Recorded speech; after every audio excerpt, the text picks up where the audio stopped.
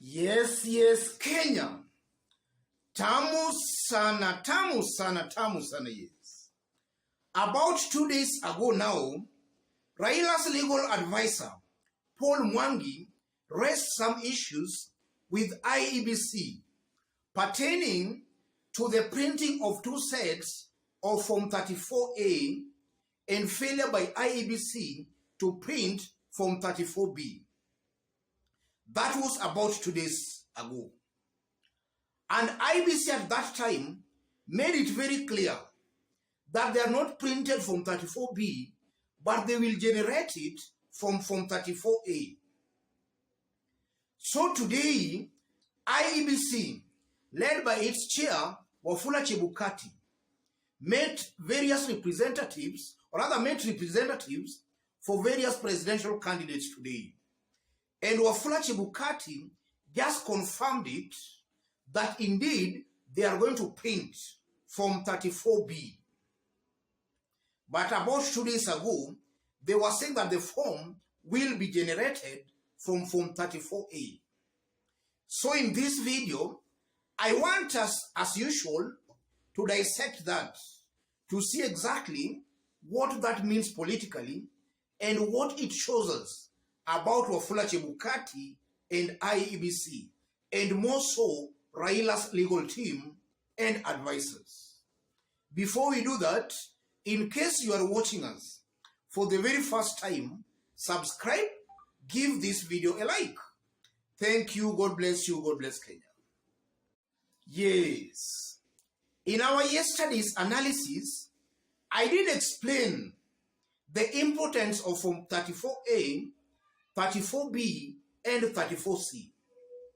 And I also did explain that in 2017, Uhuru Kenyatta's win was actually nullified because the procedures were not followed.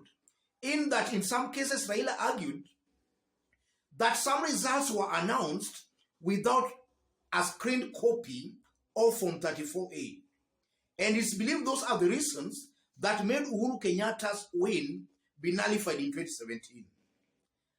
And in 2022, it was almost clear Wafula Chebukati was up to some games here. Wafula Chebukati was deliberately making some mistakes that could just lead for this year's election to be nullified. And I'm saying that because if Raila's legal team had not raised the issue of Form 34B, I'm very sure Wafula Chebukati and his team maybe could have not even opted to print that form. But because Raila's team raised that issue and they met these presidential candidates today, they are now saying they are going to print the form. And earlier, IEBC had stated that Form 34B would be generated from Form 34A. Today's remarks by Wafula Chebukati just shows and proves that the workings at IEBC, or rather there is some kind of trial and error at IEBC.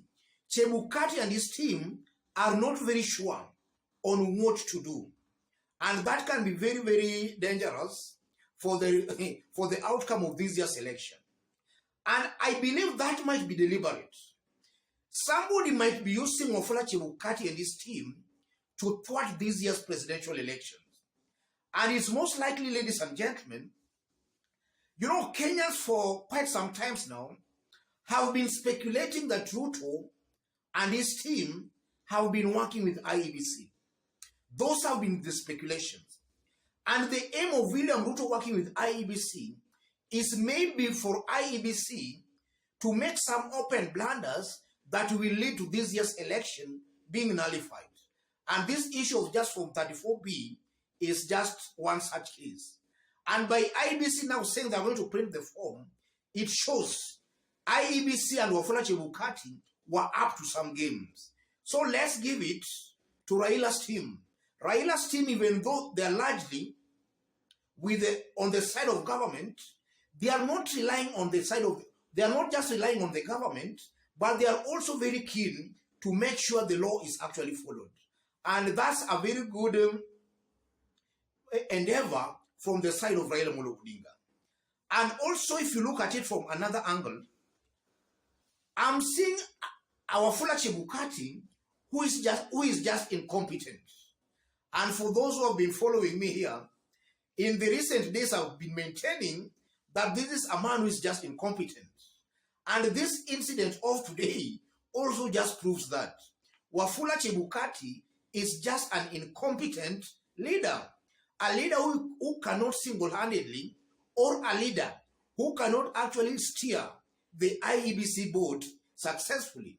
He has to be helped by maybe forces from outside.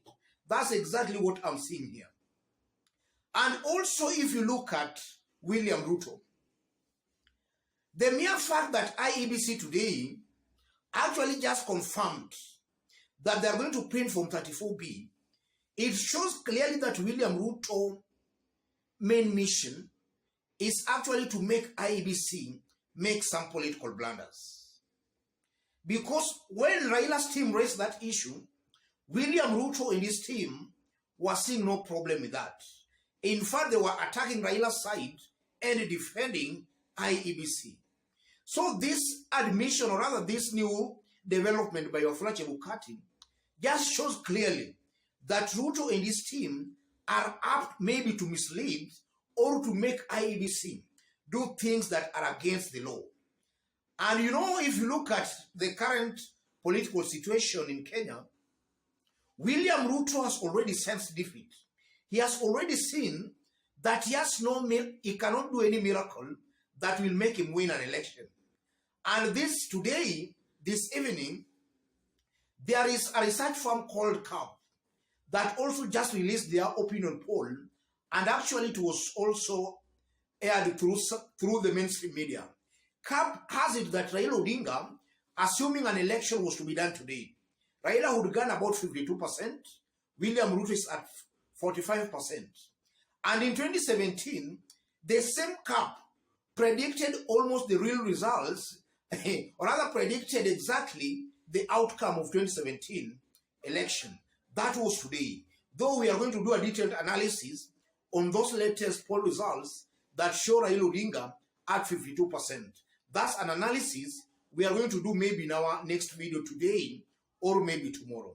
But looking at the whole thing, I'm seeing clearly a very incompetent IEBC chair in the name of Wafula Chebukati.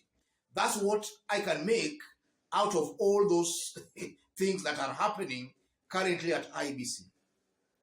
And then again,